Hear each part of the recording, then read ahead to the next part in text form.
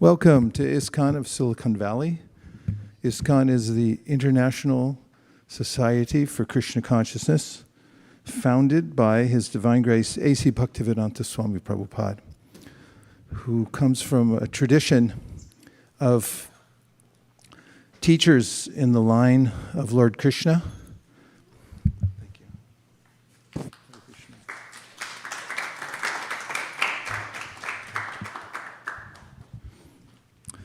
And the most recent incarnation of Lord Krishna is Sri Chaitanya Mahaprabhu, who is Krishna himself, but he appears as a devotee of Krishna to teach by example how to follow the process of devotional service.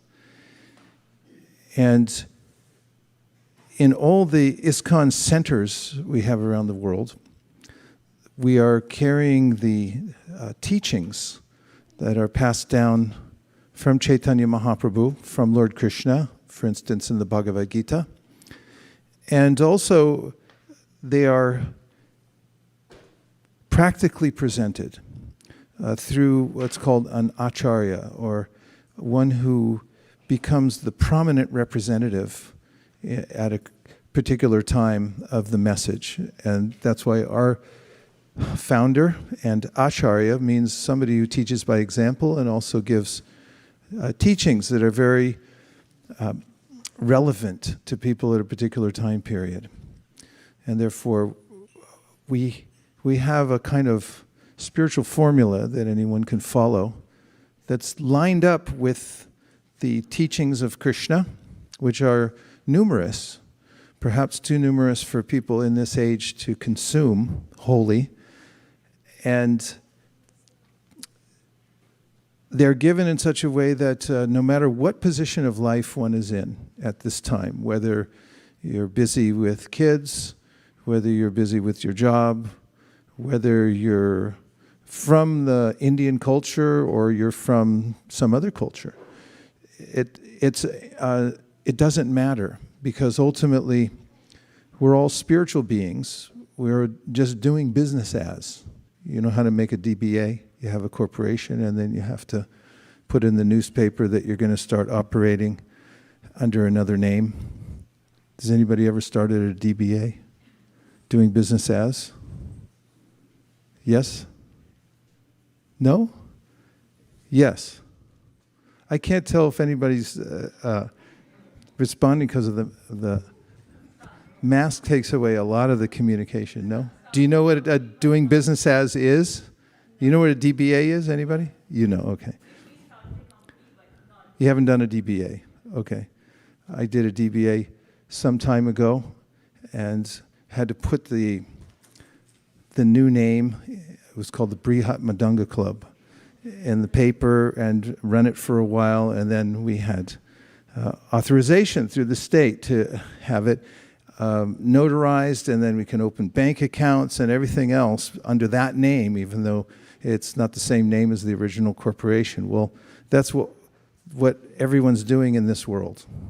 We're actually not part of the material world, but we're doing business as someone else. Like, who are you? And it's like, I'm William Suchek. Well, that's a name, a doing business as name somebody slapped on me. My parents gave me my DBA when I was born. Who's this little guy? Oh, he's doing business as such and such. So Krishna Consciousness is a way to find your way. The practice of Bhakti Yoga, Krishna Consciousness, is to find out who the original corporation is, where we come from and how we fit into it. And there are many practices in the process of Krishna Consciousness. For instance, Krishna Consciousness is a cultivation. It's something to do with our senses. In other words, it's not just sitting and doing nothing, although you can do that and practice Krishna Consciousness as well. But for most people who can't sit, and hardly anybody can, there are ways in which to use one's senses. And when we come to the teachings of Lord Chaitanya, he has innumerable writings through his disciples. One of them is Srila Rupa Goswami. And Srila Rupa Goswami wrote a book called the Bhakti Rasamrita Sindhu, which is all about all the practices of devotional service, the hows and the whys. And in it, there's a list of 64 items that you can practice in devotional service. However, 64 is a lot for anyone to accomplish in any one day or week or month or year. And therefore, they're also consolidated into 5. Chaitanya Mahaprabhu gave teachings that said, okay, there's 64 items, but there are 5 that are the most important. And then he said there's one that's particularly important out of all of them. In other words, by doing this one, you can accomplish all the 64. Does that help? Yeah, that's always helpful. And it's nice to have things compact and essentialized. So we find a lot of that in the teachings of devotional service through Sri Chaitanya Mahaprabhu. So what do you think that one is? Chanting Hare Krishna. So chanting Hare Krishna is a purely spiritual activity. It resembles sometimes ordinary singing and playing of musical instruments, music accompanied by singing, or singing accompanied by music. However, it's wholly transcendental because the name of God is the same as God himself. This is one of the teachings of the Srimad Bhagavatam and the other wisdom literatures, which say that the Supreme Personality of God is absolute. It means everything about him is transcendental or spiritual, and that includes his name. But there's something special in a name also, and that is that it connects us to the person in a very, well, let me rephrase it. It connects us in a very personal way. Just as everyone here has a name, right? And let's just say that everyone was talking in this room amongst themselves, but then you heard somebody say, Sundari Kirtan, over in the corner. See, she's almost blushing now because I can't tell from here or because of the mask, but at least she took notice. And if you hear your name out of a crowd, you're like, wait a minute, I think I heard somebody say my name. Or if somebody pages you in a crowded airport or train station, it's like, wait, I've seen people do that. They become so energized by hearing their name announced, like, I gotta go, I just heard my name. And there's a way in which if you meet somebody and then you ask the friend, it's like, who was that? Like, a really interesting person, one of the nicest people I ever met. He's actually a billionaire and, so many thoughts. And what's his name? I didn't get the name. It's like, you didn't get his name? What's wrong with you? How are we going to follow up? Something so intrinsic about a name. And of course, we have our doing business as name, and then we have our name that's permanent. Because we're people, spiritually also. And it's not that when we stop doing business as somebody else, then we become nothing. We actually are something, and we have a real business to do. The doing business as is a diversion. But we have a real business. So we have a real business, we have a real name under which we do the business. What's the name, our real name, and under which we do business? Who knows? You don't know? Come on, you've got one. Huh? What's your last name? Your real last name? Oh, Devi Dasi, Manjula Kanta Devi. Right, Dasi. What's your real last name? Not doing business as, but your real last name. Das. Das. Okay, there's Dasi and Das. Hi, I'm Mr. Das. What does that mean? I'm a servant of God. So that's your permanent name. The other ones are your doing business as names. I'm such and such, so and so, from this is my father and this. And these are all doing business as temporarily here in the material world, but we have a permanent eternal name, which is Das or Dasi. Means I'm a servant of God. And so then there's an eternal occupation in our business is to find our niche in that service. And then complete it and go on with that service. So when we sing the names of Krishna, especially in the mantra called the Maha Mantra, it's a kind of a prayer in which we're asking for service to be also reinstated in our original business, in our original job, which is to be servants. So the mantra goes like this: Hare Krishna, Krishna Krishna, Hare Hare, Hare Rama, Rama Rama, Hare Hare. Hare means, O my Lord, O energy of the Lord. Krishna, who's the original conscious divine source of everything and everyone, according to the definition of the Supreme, which is mentioned as Janmadyasya Yataha, that from whom everything else emanates, has unlimited energies. This is mentioned in the Vedas. It says, Parasha Shaktir Vivadai Vashuyate. It's not that God is one energy and there's no variegatedness. No, he has multifarious potencies or energies. And so when we say Hare, we're addressing the energies of Krishna, especially, particularly his internal spiritual energy, who's also personified as Srimati Radharani.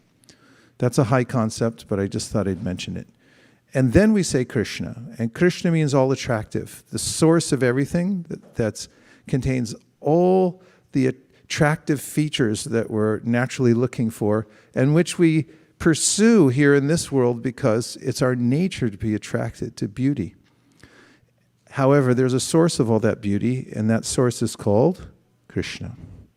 And then there's Rama. Rama means the supreme spiritual pleasure that we're seeking also. And there's a source for that also that comes from the spiritual world. And so, when we're saying the mantra, which is called a spiritual formula, there's a way in which we're connecting directly to the spiritual world and bringing ourselves closer to service by requesting, please engage me in your service. So we'll talk a little bit more about this later, but for now, let's start with some kirtan, or actually it's called Sankirtan. Sam means together, and kirtan means to sing or to glorify. So in the process of devotional service, we sing the name of Krishna, as I just mentioned, but we do it together, and it's a call and response.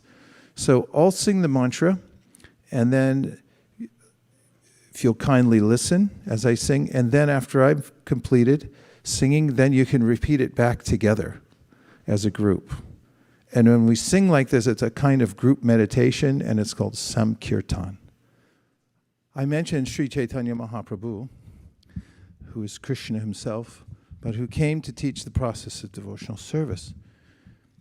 And his interaction with the people of the time gave us many lessons for our own lives. So one of them that we may be able to relate to is the complexity of life in general. Anyone? Things tend to get complicated in this world, and sometimes it's hard to see our way, to know what to do next, because both options look equally bad. In fact, very rarely do decisions come with options that are so clear-cut that you know exactly what to do. Therefore, we have good guidance through the teachings of Krishna himself in books like the Bhagavad Gita. However, sometimes, even when we pick up the Bhagavad Gita, first of all, I maybe feel so overwhelmed by my situation, it may be even hard to read it. Or I might read something and still feel that which instruction is meant for me in this book. In which case, one can go to a person who has read the Bhagavad Gita and practiced it for a long time, has been through various circumstances in which he or she has followed the Bhagavad Gita and found her way forward in life, and therefore has a clear idea, just like a sea captain who might have gone across the ocean 20 times and knows the admonition that red skies at night, sailors delight, red skies in the morning, sailors take mourning. A novice going across the ocean may say, "Oh, isn't that a beautiful red sky this morning?" And the captain will say, "We're about to get creamed here on the ocean." The sea captain knows, having gone across. Therefore, Krishna himself talks about how the body that we have is like a boat. Nrideham adyam sulabam sadulabam plavam sukalpam guru karanadaram. He says that the human body is called Nrideha, and that it's a boat that is equipped to take us across the ocean, but we need a couple of things. One is we need wind. This is a wind power boat, a sailboat. Nrideham adyam sulabam sadulabam plavam sukalpam guru karanadaram mayana kulyena dabasvataritam. We need favorable breezes to go across, and those favorable breezes are the teachings like the Bhagavad Gita. And then, he says, you also need a captain to navigate the ship in the right direction. So, when we have Bhagavad Gita, but we also have to have some guidance from people on the ground and in front of us who can answer on a daily basis. Well, what does this mean? How do I apply it in my life? And so forth.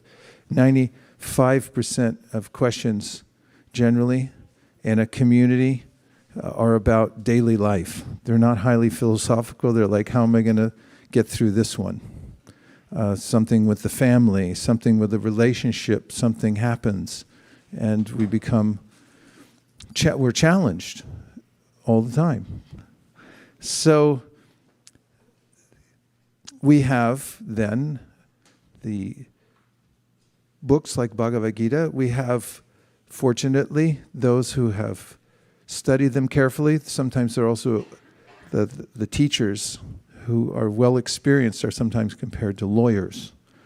Like, if you get in legal trouble, don't try the case yourself.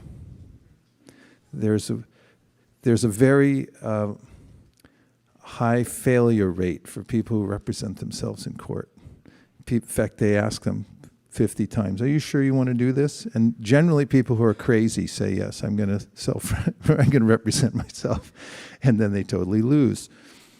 And so, a spiritual teacher is like a lawyer who knows the law books and has also been to court many times. And of course, I saw a T-shirt once that said, "A good lawyer knows the law, and a great lawyer knows the judge." It's not exactly what you know, but who you know in law and other places, and also in spiritual life as well. And then we have a body of practitioners who have gone through the process from antiquity that we can look to and see, how did they do it? These are three ways called Guru, Sadhu, and Shastra. Shastra means the teachings of Bhagavad Gita and Srimad Bhagavatam. The core teachings that are passed down intact so that we can take advantage of them.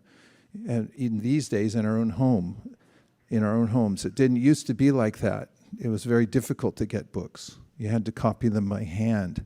And having a book was something wealthy people would have. Most people would go and listen to a talk somewhere in a village or a town and imbibe the knowledge that way. Books are beloved in human society, but they're much easier to get now, so we can easily take them for granted. And then you have a guru, which means heavy, somebody who's heavy with knowledge, like a sea captain or a really good lawyer, to help you understand which parts of the spiritual law books to apply and how they apply to your life and how to use them and how to get out of jams, how to get out of jail. of your mind. And then we have what's called sadhu. Sadhu is a word related to sadhya, which means the goal, and sadhana, which means the practice towards the goal. And a sadhu is somebody who's well established in the process, has a consistent record, a really thick portfolio. And so there are many famous sadhus. So you take these three, Guru, Sadhu, Shastra, to find your way across the material ocean, is the way in which one can make advancement in the process of devotional service. It's a simple process, but the application sometimes isn't so easy because my life is complicated. So Chaitanya Mahaprabhu especially came as a guru and also as a sadhu, and he promoted Shastra. Interesting point I'd like to make about Shastra also.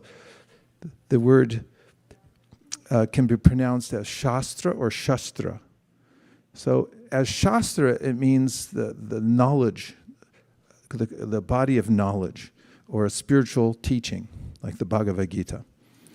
And when you say Shastra, it's just a short A rather than a long A, then what you're referring to is a weapon like a sword. So we, rather than being subjected to the sword, which comes naturally when we violate the laws of nature one way or another, we get some kind of reaction, which is kind of a reminder, or we might say it's punitive, some kind of punishment, to remind us to stay on the road. And if you don't take the Shastra, then you get the Shastra. So you can do it the easy way or the hard way. Now, Chaitanya Mahaprabhu, there are a couple of examples about how he helped various people. One of them was named Tapana Mishra. When you read about the life of Chaitanya Mahaprabhu in his teachings, you'll find that the name Tapana Mishra comes up a lot. So who is he? He was a Brahmana, and he had access to a lot of books, which was a big deal at that time because, as I mentioned, they were written by hand. You had to find a scribe to copy them. And did you know that scribes were mostly illiterate? They're kind of like modern-day copy machines. Yes, they could in, they go, okay, I can copy that. They knew how to copy it. They didn't necessarily know how to read it. And they weren't aware sometimes if I doubled the line. It wasn't so easy. So books were very rare. But Tapana Mishra had access to books, and he read a lot. And he read so many books from so many different categories of knowledge that he found himself one day very confused. He said, I've read a lot of books, but I actually don't know what the goal of life is, nor do I know how to attain it. I recently saw a clip with Carl Sagan, the famous scientist.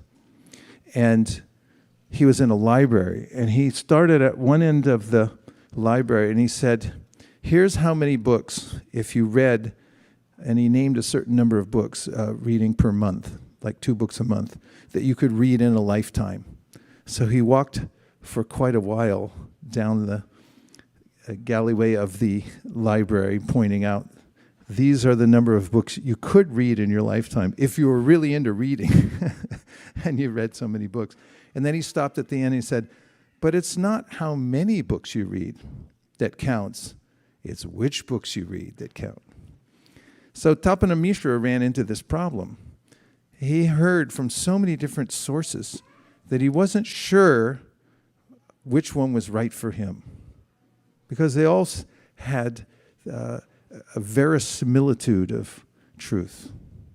They sounded pretty good, and they were confusing in their aggregate.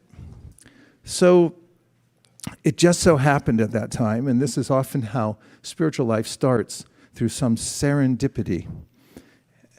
Tapana Mishra went to sleep one day after feeling particularly oppressed by this feeling of confusion, and he had a dream. And in the dream, he saw Sri Chaitanya Mahaprabhu. Now, Sri Chaitanya Mahaprabhu is not an ordinary-looking person because he's the Supreme Personality of Godhead. It's mentioned, for those of you who every day wake up early in the morning and recite the whole Vishnu Sahasranam, Stotram, raise your hands. It's a busy time these days. Suvarna Varna Hemango Varnanga Shanshanangadi Sanyasya Krishnama Shanto Nishta Shanti Purayanaha. This is a verse about Chaitanya Mahaprabhu that describes him as being a golden color. And he was the color of molten gold. So in his dream, Tapana Misra saw this most beautiful, effulgent personality.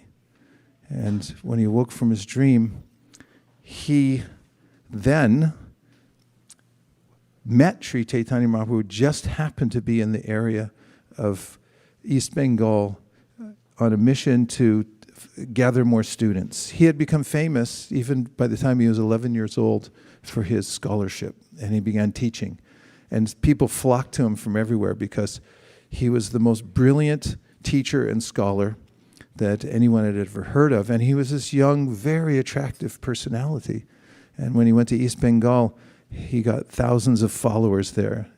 And there, people were coming to him, but Tapana Mishra just happened to meet him walking one day. And this is what Krishna says in the Bhagavad Gita, Ishvara sarva bhutanam hrida sharajuna tishtati brahmayan sarva bhutani yantar rudrani maya. I'm within the heart of every living being. And Krishna knows the psychic movements of every living entity. And therefore he could tell that Tapana Mishra was a sincere person, but he was confused. So it was his mission to give clarity to all the people who were aspiring for spiritual practice. So he arranged to meet Tapana Mishra. And when Tapana Mishra met Chaitanya Mahaprabhu, he saw, that's the same person I saw in my dream. And he went and offered his life to Chaitanya Mahaprabhu. That's how he felt when he saw him. And then he said, I don't know what to do. I've read so many books. I've studied so many different spiritual processes. What's the best one? What should I do? I'm very confused. And in this context, the author who's writing about the life of Chaitanya Mahaprabhu gives a verse from the Srimad Bhagavatam, which indicates that one not only needn't read many books, but one shouldn't read too many books. You don't have to. You can enter deeply within the ones that matter. Remember what Carl Sagan said? It's not how many you read, it's which ones you read.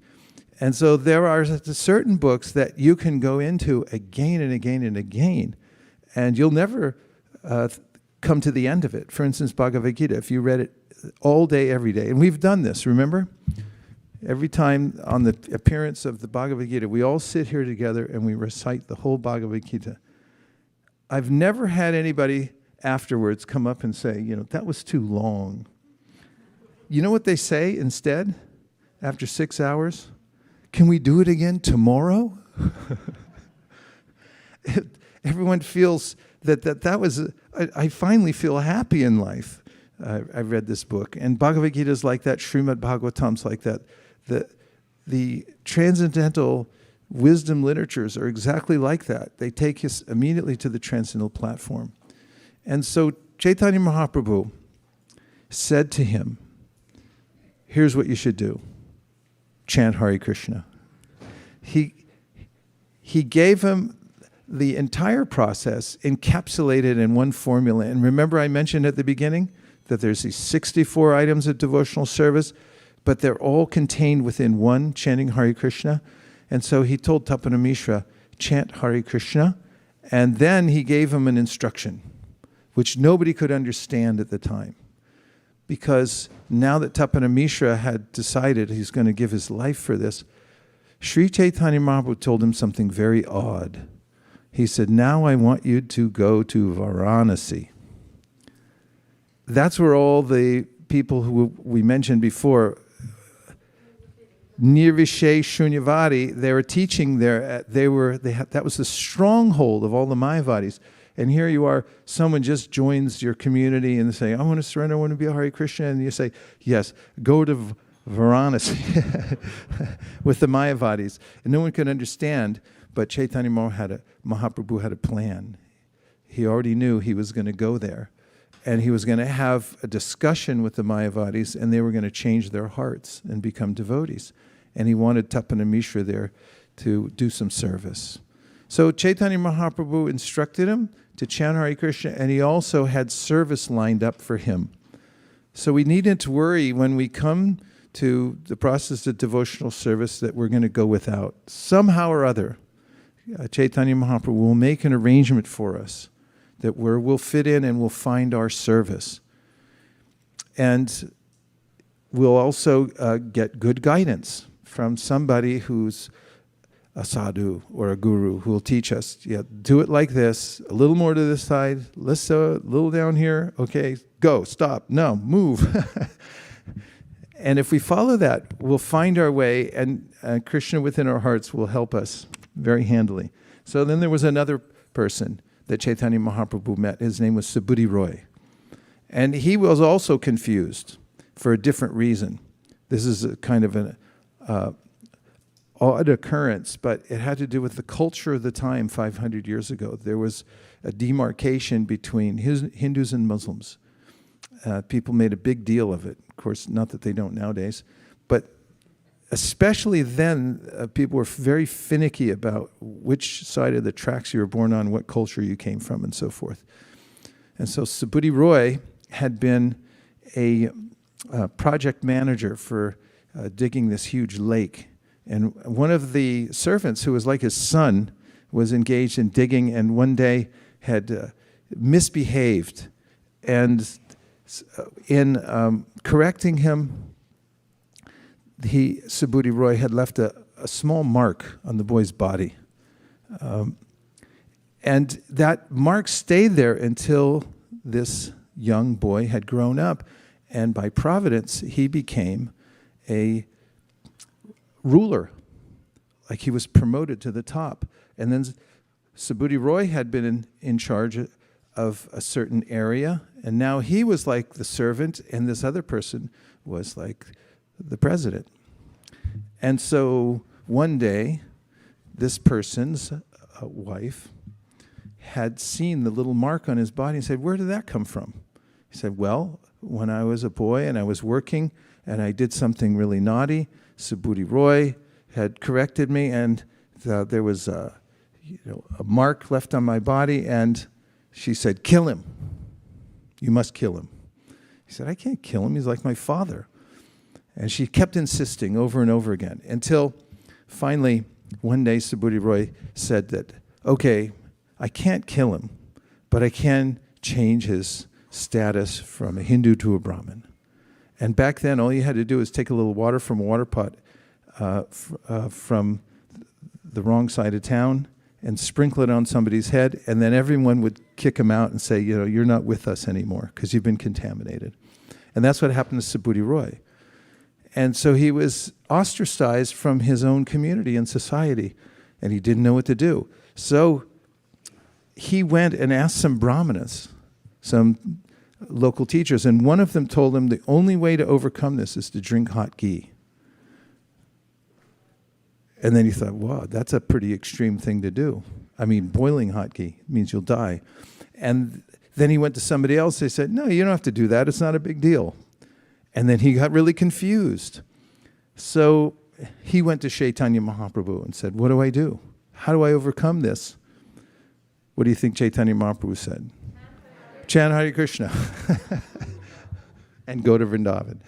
And he said, if you continue chanting Hare Krishna, and when you start to get purified by the process of chanting Hare Krishna, you'll overcome all these problems. It'll become quite naturally manifest in your heart that any reactions to past karma are dissipated. You're becoming happy and steady in life. And that's what he did, Subhuti Roy. Then there was another one named Kurma. Kurma was a really successful priest. He had a huge community, and there were people coming to his temple, big Sunday program, and Chaitanya Mahaprabhu came there to visit. He lived in this place called Kurmakshetra. And there, Chaitanya Mahaprabhu impressed this very popular personality so much that Kurma said, I'm going to give up my family, and I'm going to give up this congregation, and I'm going with you. I'm going to take sannyas like you did and just follow you everywhere. And Chaitanya Mahaprabhu turned to him and he said, no, you have to stay here. And what you should do is you should stay here in your family, in your community, and you should teach everyone the process of Krishna consciousness.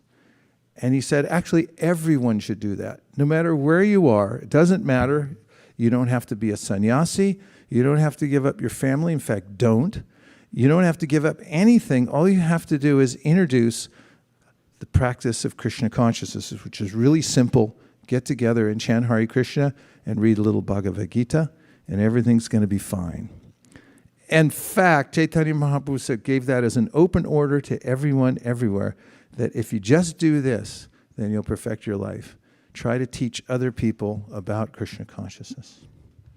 So these are 3 incidents of those who had been confused in life and had received an instruction. It seems perfectly reasonable that someone would say, oh, I'll also take sannyas and follow you, right?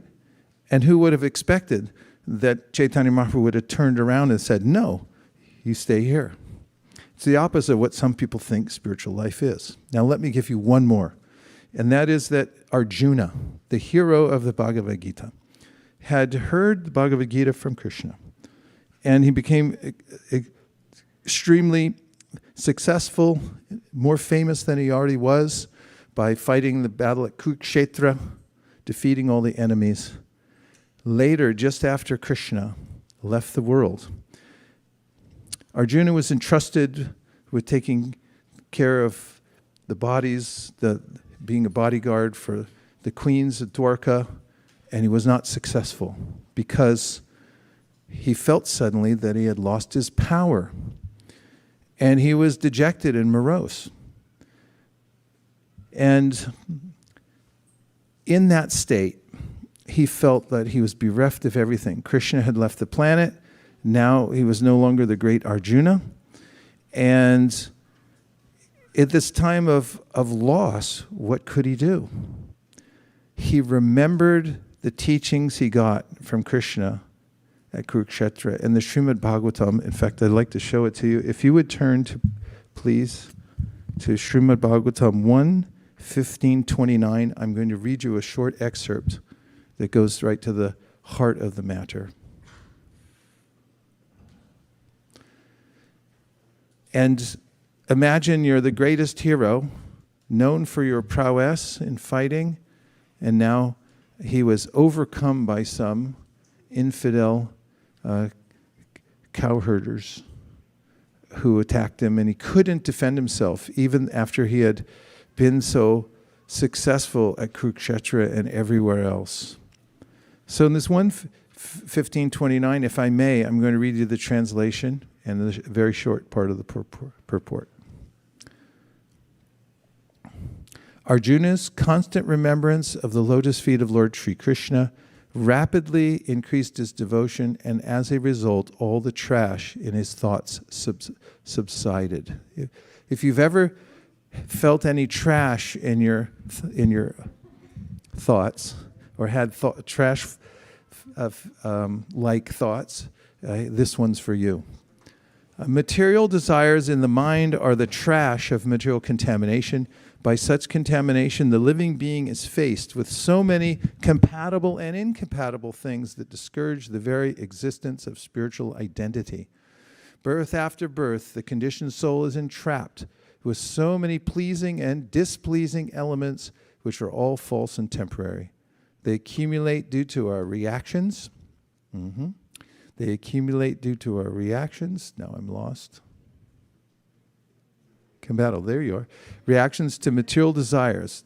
They accumulate due to our reactions to material desires, but when we get in touch with the transcendental Lord in his variegated energies by devotional service, the naked forms of all material desires become manifest, and the intelligence of the living being is pacified in his true color, in its true color.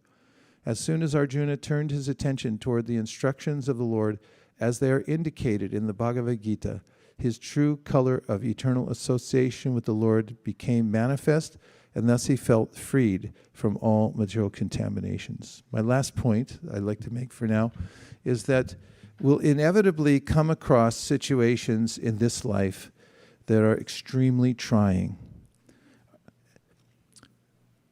They'll be unbelievably trying, and beyond what we ever expected we might have to face in this lifetime. There's only one way that you can overcome the onerous nature of the results of experiencing such situations, and that is by turning to Guru, Sadhu, and Shastra, and processing, just as Arjuna did, taking shelter of what Krishna said. And in the Bhagavad Gita, Krishna says such commonsensical things as, you're not your body. Yesterday, I was at a retreat, and there were quite a few young people, mostly from Western culture, many of whom said it was their first time ever to such an assembly. And during the short talk that I gave, I made the proclamation that you're not your body. And when I asked for reflections, several people remarked that was the most amazing thing they had ever heard.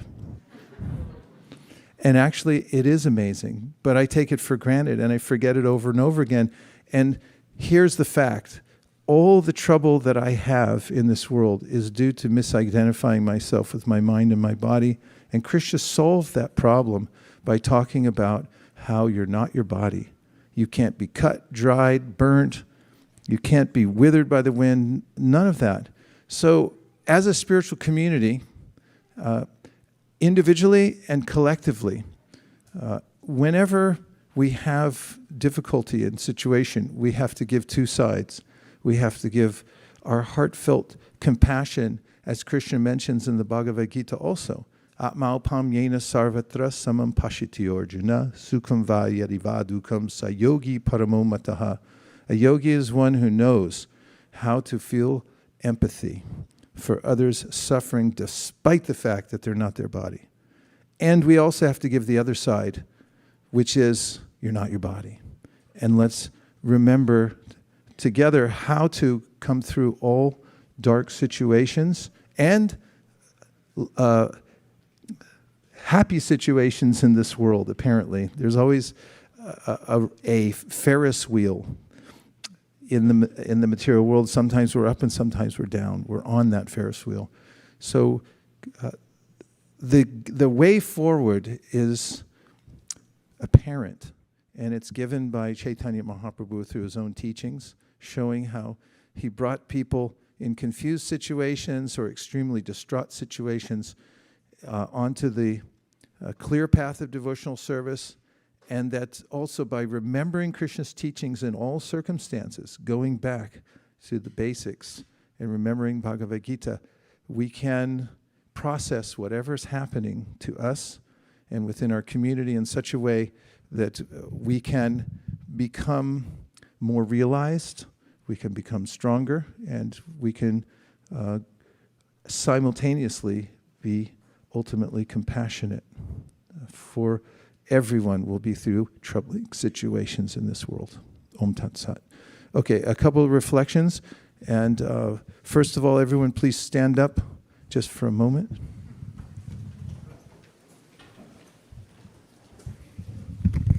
And if you just reach towards the sky and say, Haribo. Let's just try one more time. 1, 2, 3. 1, 2, 3. Thank you very much. Okay, we'll take just a couple of reflections or a question or two. Guru Maharaj, the Bhagavad Gita, when it talks about the soul, I was remembering what you said. It says the soul cannot be cut, burnt. It is eternal, it doesn't die. And immediately the thought that came to my mind was, well, I'm not being cut, burnt, chopped, killed, but I am being offended, hurt, humiliated, I'm going through all this mental agony, which has nothing to do with, which then becomes physical agony because it's passed on to the body. Is it not one soul offending another? Where have I lost my way in that thought process? You just learn not to take it personally. Because everyone offers free advice in this world, generally, according to their perspective. In the 17th chapter of the Bhagavad Gita, Krishna says, everyone has developed a certain way of looking at the world, according to the way they've associated with the three modes of material nature. Some people say, you absolutely have to do this. Some people say, if you do it, you're no more a friend of mine. What are you going to do in that circumstance? You have to see that you're following Guru, Sadhu, and Shastra to the best of your ability, sincerely, don't take it personally, and learn to forgive. Forgive others when they trespass. And it doesn't mean that you have to condone what they're doing, and it also doesn't mean you have to hang out with them. But you should forgive them, because if you don't forgive them, then even if you're separated by distance, you'll still be hanging out with them, because you'll be going to sleep at night thinking, why that? So follow what Krishna says in the Bhagavad Gita. One of the teachings he gives in the 12th chapter is, don't become the enemy of your enemy. If somebody offends you, you don't become their enemy. They may still consider themselves your enemy, but if you don't consider them your enemy, then there's not a lot of play in that. Generally people don't get a lot out of that. They're like, you're no fun. How come you don't? Come on, let's argue. It's like, I would if it was any other lifetime. But in this lifetime, I don't have time to argue with you about that. I mean, there are some things worth arguing for in the right time and circumstances. Generally, Vaishnavas are not argumentative. They discuss things in a context so that they can come to a higher level of understanding. This is mentioned, Siddhanta Balaya Chitanakara Alash, Iha Hwete Krishna Lage Sudrid Manosh. Don't be lazy about discussing and going into the details. Say, yeah, but what about this? Yeah, but you said that. That's okay, but not in an argumentative way where you're trying to dominate the other person and prove that that you're. Well, let me put it another way. When you feel that it's non-productive, it's not going towards a siddhanta, then you don't need to engage so much. And if somebody offends you, then use the mantra, I live to be corrected. In fact, I saw a famous communicator, and he was saying, if somebody insults you, there's different ways to reply. One of them is just say, okay. What are you going to do? Okay. That's non-committal. It's neutral, and nothing happens so much after that. Why, you dirty stinking? And then they're like, okay. Yes, Pavani Bhakti.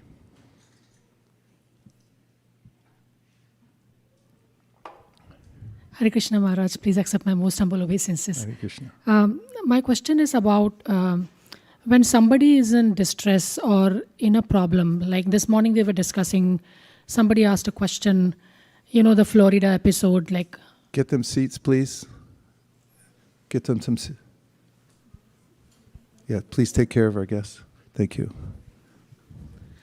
When somebody is in distress, how do we show compassion and bring them to Sadhu, Shastras and Guru? When somebody is in distress? Yeah. When somebody is in distress, you have to address why they're distressed and try to help them. Because there's a Maslow's hierarchy of needs. It's a pyramid. And at the bottom, there's food, shelter. Then there's psychological needs that people have. They have to be understood, and you have to appreciate what their distress is. You can't fix it, but if you're kind and compassionate and open-minded and listen to other people, don't try to tell them, you shouldn't be distressed. Just let them talk, and be a good listener, but be there for people. Then there's a way. Living entities are smart. They can figure it out, but we do need compassionate people to listen. and here. And once they feel a little bit resolved in time, they'll remember that you were there for them and so forth. Also, when you find an opening that's appropriate, you can offer spiritual wisdom, but generally you don't want to come charging in with that when somebody's really distressed, because they can't hear it right away. It becomes difficult for them to relax their eardrums and let it in. So it's kind of a combination. And so oftentimes what's best is to for those who are distressed, bring prasadam. Take care of what they need, in their time of distress. Take care of them. If they need something, bring it to them. And you'll find that when we speak with our hearts and through compassion, that people will naturally understand the philosophy. Oh, I get it. We're supposed to be kind and compassionate. So that's one way to deal with people who are in distress. It's a time in which people's minds are very uneven and disturbed, so that they need help feeling balanced and grounded before they can take in spiritual knowledge and be part of the practice sometimes. Okay, I hope that helps. Yes, Kanka, and then we'll come back. Get a microphone to the back. You can hold on to the one right here.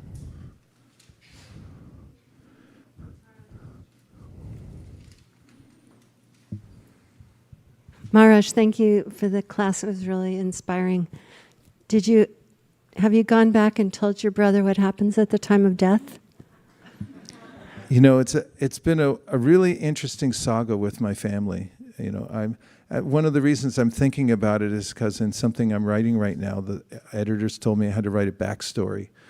And I was really reluctant to do it because and I found this in school too when I was writing, and I had to write autobiographically. I had a teacher, Miss Catherine Lucas. She was really good, San Francisco State, fantastic teacher, English literature. And she asked me to write autobiographically, and then she kept challenging me. I'd get my papers back, and then I'd talk to her, and she'd say, you're hiding something here. Like, wow, I'm that transparent or not transparent. and it became kind of therapeutic. And it just recently in writing autobiographically, it opened up a whole area of remembrance of my interaction with my family.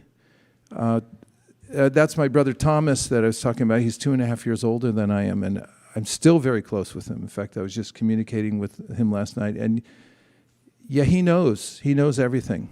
But so did my parents. I mean, they saw everything. They weren't slow. They were very intelligent people, academics, and they could see, but their eardrums weren't relaxed until the last minute. And I don't know, Thomas, if you're listening, no. He knows, he's seen, we've talked, but I have to be careful. When you talk to your relatives, unless they're open, especially if they're older, you don't just barge in. It's like, look, I tell you, you don't tell me.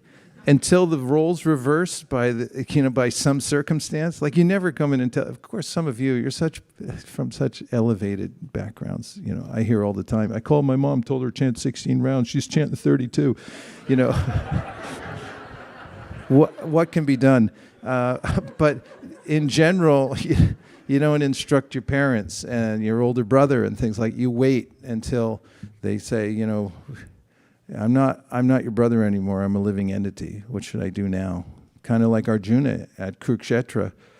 This relationship he had with Krishna was friendly, and then he said, no more friends. Of course, friends, yes, but I'm your student now. You please tell me. So we all have to have that Arjuna moment, or the people we're around, we have to kind of see it before we can. At least that's my feeling with my family. What's left? They're all taking off in different directions. Okay, there was a couple more. Yes. Utsahan. Hare Krishna, Prabhu. Hare Krishna. What is the meaning of Rama in Hare Krishna Maha Mantra? Rama means the highest spiritual pleasure. It also means spiritual strength. Okay. You have to have an internal spiritual strength in order to move forward. Have you ever noticed that? In order to do any discipline, there has to be kind of an internal strength that you have. It's like, I'm going to do this. And then, to be able to do it. So spiritual strength and also the highest spiritual happiness comes from Rama. Thank you. Yeah. Ramate yogino anante satyananda chidatvani iti rama padena. So, this verse from the Shastra says that those who know what the meaning of Rama is know that it means the highest happiness. It also means Ramchandra. Also means Balaram. So if you're chanting Hare Krishna on Ram Navami, it's okay. Everything's covered in the Maha Mantra. It's for all seasons, all holidays, no worries. Yeah. Truly, yeah. So that's why I was so confused whether it's Lord Balarama or like. But it's all. It's both of them. They have similar, it crosses over. Prabhupada talks about that in his books, can mean Lord Balaram, can also mean Ramachandra. Because sometimes people are arguing about that. No, it means this. And then Prabhupada said, yeah, you're both right. Okay, there was two more, and then we'll have a little more kirtan. Hare Krishna. Hare Krishna. So I really like the part where you said it's about quality over quantity in terms of the books that you read. Yeah. It's not about how many books you read, but which books you read. And lately, as a part of my spiritual practice, I've been trying to set a goal of reading one chapter of Srimad Bhagavatam and one chapter of Krishna book. But I realized that after my sadhana, after I do read those two chapters, I'm not retaining any information that I do read. And it's more beneficial for me to read one chapter of the Krishna book and talk about that than reading two chapters and setting that kind of goal.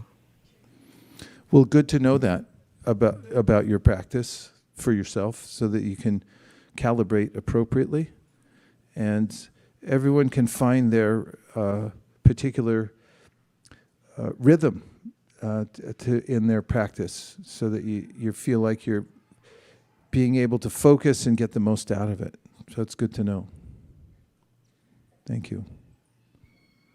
Also, we're not hearing and reading just for the information. Not that that's what you're saying or anything, but sometimes people say, well, I didn't learn it all. Maybe you learned a lot more than you thought. It's in there.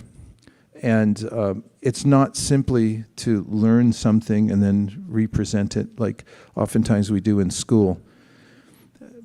It also is helpful and highly recommended to read and hear in the association of like-minded devotees who are more advanced than oneself. This is what Chaitanya Mahaprabhu taught. If you're the smartest one in the room, you're in the wrong room. Find a place where people are more advanced and they have a taste for practicing devotional service in a similar way that you do. And here is so spiritually nourishing that nothing else can compare, actually, to that kind of practice on a regular basis. Anyway, I know you're doing that, and it's really nice to hear how much you're doing it. That's a lot. Okay, we'll take... Hare Krishna, Guru Maharaj. Yes, Hare Krishna. Hare Krishna. Hare Krishna. Nice to be there inside the temple, ISV temple. Thank you. I was thinking about something that you were talking. You were talking something about the forgiveness and something like when you are like not forgive someone is like to take poison and expect that the other one die. So it's important to develop that, and you make me remember on that and how to be like Sri Chaitanya Mahaprabhu said, Trinadapi Sunichana Tarorapi Saisnuna Manina Manadena Kirtanya Sadahari. That's the best stage to chant continually the Maha Mantra Hare Krishna. So thank you so much, Guru Maharaj. Great to see you. Hare Krishna. Harival. Thank you. We're going to chant a little more now because we have a couple more minutes, and then we're going to have an arti ceremony, which is a very beautiful ceremony offering various items of worship to the form of the Supreme Personality of Godhead.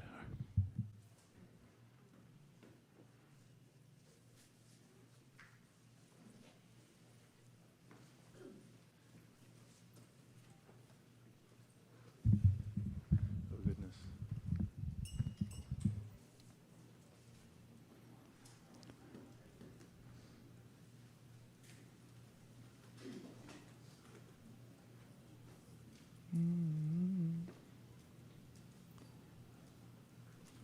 Give him the within you and without you.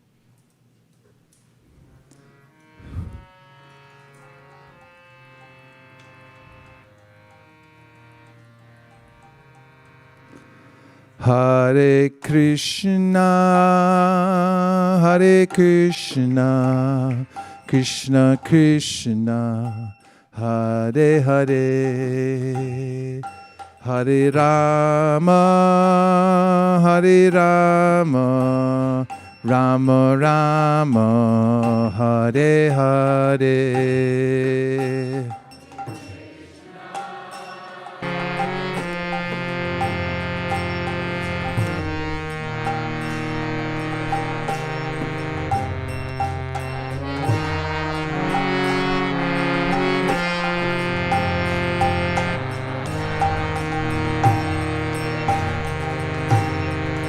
Hare Krishna, Hare Krishna, Krishna Krishna, Hare Hare, Hare Rama, Hare Rama, Rama Rama, Hare Hare.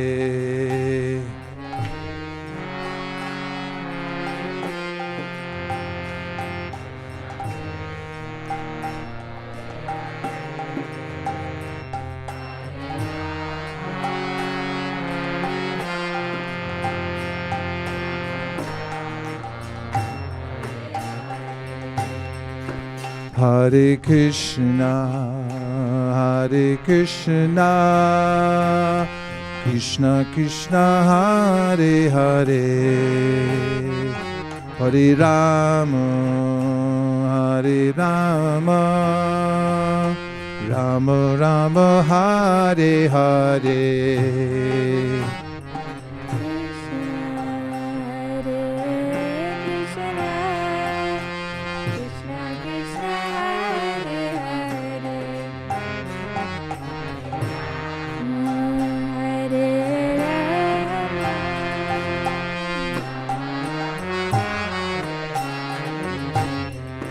Hare Krishna, Hare Krishna, Krishna Krishna, Hare Hare, Hare Rama, Hare Rama, Rama Rama, Hare Hare.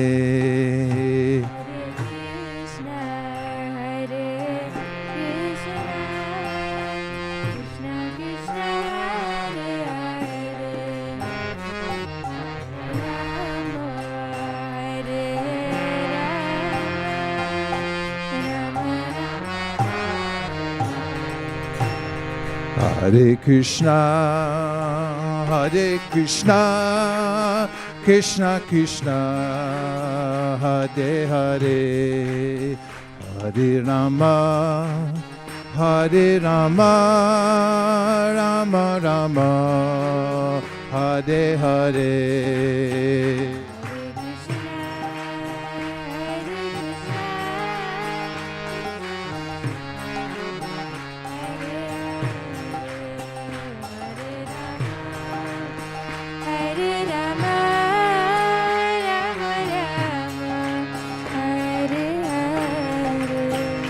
Hare Krishna, Hare Krishna, Krishna Krishna, Hare Hare, Hare Rama, Hare Rama, Rama Rama, Hare Hare.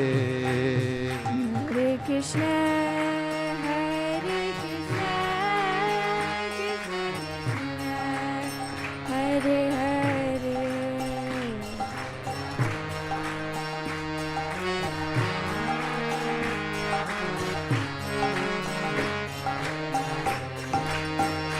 Hare Krishna, Hare Krishna, Krishna Krishna Hare Hare, Hare Rama, Hare Rama, Rama Rama Hare Hare. Hare Krishna, Hare Krishna, Krishna Krishna, Hare Hare Rama, Hare Rama.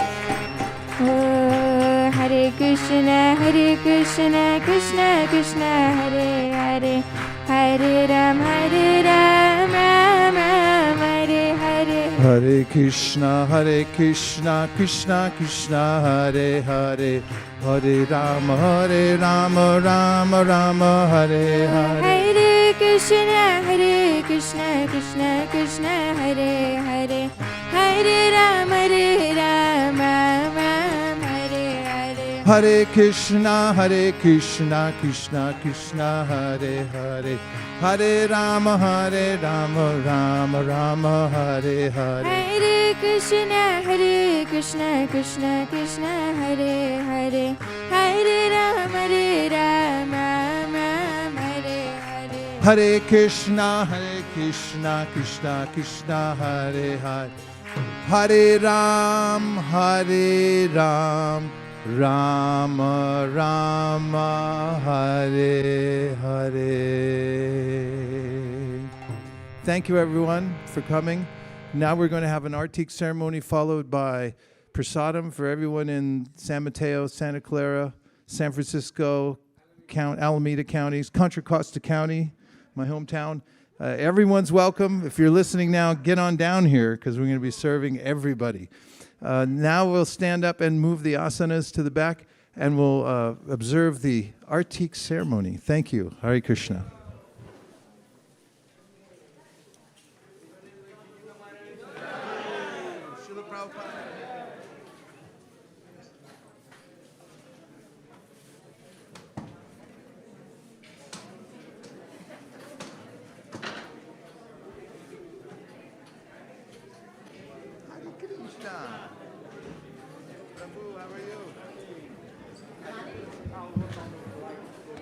Okay. Oh, thank you very much. Thank you.